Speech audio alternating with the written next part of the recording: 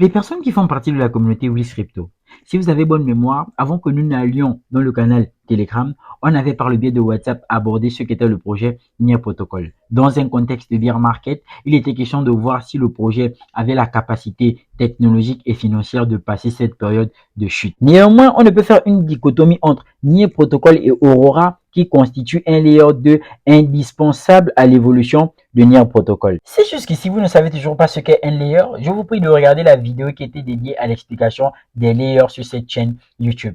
Si vous voulez découvrir concrètement le potentiel de Aurora, je vous prie de regarder cette vidéo jusqu'à la fin.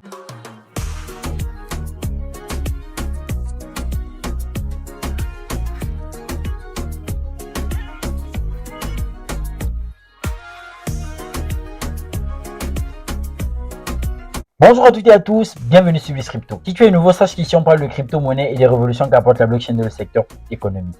Si la thématique t'intéresse, je t'invite à bien vouloir t'abonner en activant la cloche de notification. Surtout ça, pour ne rater aucune prochaine vidéo. Si tu veux approfondir tes connaissances en crypto-monnaie, je te propose la formation Wills Crypto. Il te suffit de cliquer sur le lien en bas de description pour avoir toutes les modalités d'acquisition. Si tu veux faire partie de la communauté, tu peux cliquer sur le lien en bas de description pour rejoindre le canal Telegram. Top, c'est parti. Comme je sais déjà que beaucoup de personnes n'iront pas checker la vidéo relative à l'explication des layers, je vais vous faire un petit résumé. Un layer 2 s'entend par une couche ajoutée au réseau principal qui, elle, va prêter à celui-ci ses caractéristiques, en l'occurrence la décentralisation et la sécurité, pour éventuellement optimiser un point bien spécifique sur ce réseau principal, en l'occurrence la scalabilité. Pour vous remettre dans le contexte, les blockchains ont tous un problème, celui relatif au nombre de transactions émises par seconde, en l'occurrence la scalabilité. Et donc, on prend les layers 2 pour éventuellement soulager le réseau principal. Dans un contexte de congestion tel que celui de Bitcoin, on a eu besoin de créer un réseau secondaire, donc un layer 2 qui lui va venir alléger le réseau principal sur toutes ces transactions. Aujourd'hui, ça se fait appeler par le Lightning Network. Et beaucoup de blockchains aujourd'hui qui ont un problème de scalabilité utilisent les layers 2 pour éventuellement essayer de résoudre ce problème, en ce que les layers 2 vont aider le réseau principal à traiter les demandes sur la blockchain. Par conséquent, le réseau aurait tendance à être plus scalable. Voici la mission d'un layer 2. Dans ce contexte-là, on sait que les layers 2 sont éventuellement créés pour aider les réseaux principaux en ce qui concerne le problème lié au manque de scalabilité. Sauf que dans le fonctionnement de NEAR, celui-ci utilise plusieurs systèmes relatifs au sharding.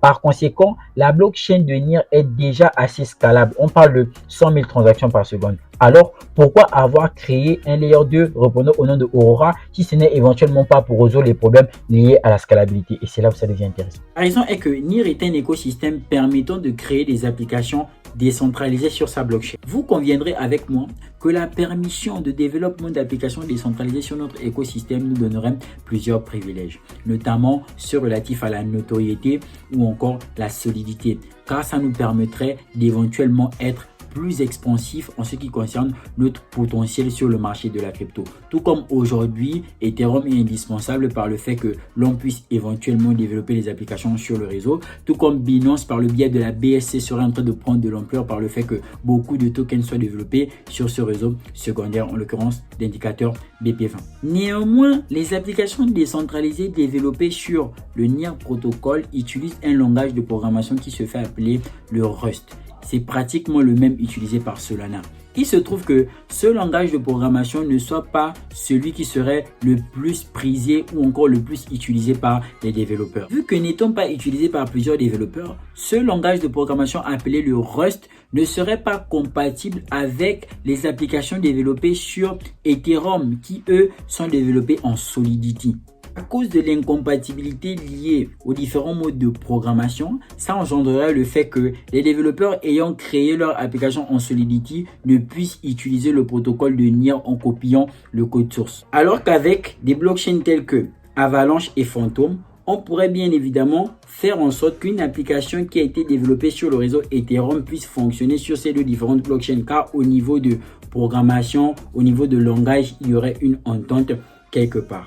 Et donc, il fallait trouver un moyen permettant de faire en sorte que des applications n'ayant pas été développées avec la même programmation puissent communiquer entre elles, notamment les applications relatives à Ethereum et Near Protocol. Pour ce faire, il fallait utiliser un bridge et ce bridge, c'est Aurora.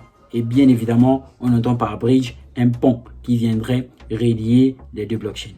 Et donc, à ce niveau, Near, par le biais de Aurora, pourrait faire en sorte que les développeurs qui auraient développé leur application sur Ethereum pourraient venir par le biais de ce pont les implémenter sur le réseau ou encore sur le protocole Near pour éventuellement avoir les avantages liés à sa technologie. Aujourd'hui, Aurora compte plus de 75 applications développées sur le réseau. Et donc, vous l'aurez compris, Aurora, c'est tout simplement le bridge, le pont entre la blockchain Ethereum et Near, en ce que les développeurs d'Ethereum pourraient potentiellement bénéficier des privilèges qu'offre la blockchain Near par ce bridge, bien que ces applications ne soient développées dans le même langage de programmation. En l'occurrence, on se le Solidity pour Ethereum et le Rust pour Near Protocol. Le bridge permet d'effectuer 1000 transactions par seconde avec des frais ultra méga négligeables.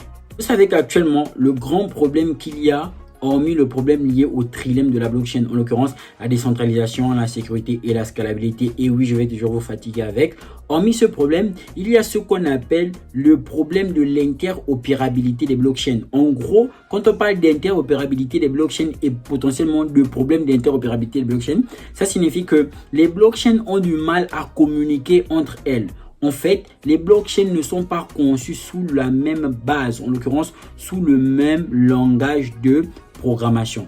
Aujourd'hui, WhatsApp, Facebook, tous ces réseaux sociaux ont une base qu'est Internet. Ça signifie que ces réseaux sont interopérables. On peut éventuellement communiquer d'un réseau à un autre. Par exemple, on peut utiliser WhatsApp relié avec Facebook. On peut utiliser Facebook relié avec Telegram parce que ces réseaux sont interopérables. Alors que ça, c'est pas possible avec les blockchains aujourd'hui pour la simple et bonne raison que ces blockchains-là n'ont pas le même langage de programmation. À ce niveau, comme le fondateur de Near pourrait le dire, Aurora est tout simplement le pont qui permet l'interopérabilité entre Near Protocol et Ethereum. Bien évidemment, Aurora a son propre token de gouvernance. Quand on parle de token de gouvernance, certainement, il y a la DAO d'Aurora. Et donc, la DAO, une fois de plus, c'est Decentralized Autonomous Organization, une organisation décentralisée dont les personnes qui auraient les tokens de gouvernance auraient la capacité de prendre part aux décisions pour l'écosystème de celui-ci. À ce niveau, je m'adresse aux spéculateurs. Il va falloir faire la différence lorsque vous faites les études de projet entre l'évolution technologique et l'évolution du token. On peut avoir une forte technologie avec un token qui ne bouge pas. Je prends un exemple très simple. Lorsque je parle de l'évolution du token, c'est la prise de valeur de ce jeton. Lorsque je parle de l'évolution technologique, c'est la capacité à cette technologie de résoudre les problèmes et être là éventuellement sur le long terme. On prend le cas de Cosmos et son jeton Atom. En gros, Cosmos, c'est comme la politique de Polkadot. C'est l'Internet des blockchains. Sauf que le jeton n'a pas connu de grande performance malgré cette révolution technologique. Et quand on parle d'Internet des blockchains, c'est un peu pour venir résoudre ce problème de l'interopérabilité des blockchains dont je parlais. Et donc, on va se rendre compte que Atom n'a pas pris de la valeur. Mais pourquoi? Parce que dans son mode de sécurité de réseau, on va se rendre compte que les atomes sont stakés. Par conséquent, ils ne bougent pas, ils ne sont pas assez utilisés. Or, pour qu'une monnaie prenne de l'ampleur, il faut qu'elle soit assez utilisée. Il faudrait que les gens aient confiance en elle. Voici pourquoi ils ont prôné pour Atom 2.0 ou Cosmos 2.0 pour éventuellement faire en sorte que plus de jetons soient mis sur le terrain pour que éventuellement les gens puissent s'en approprier et commencer à faire les transactions avec pour que la crypto-monnaie puisse prendre de l'ampleur.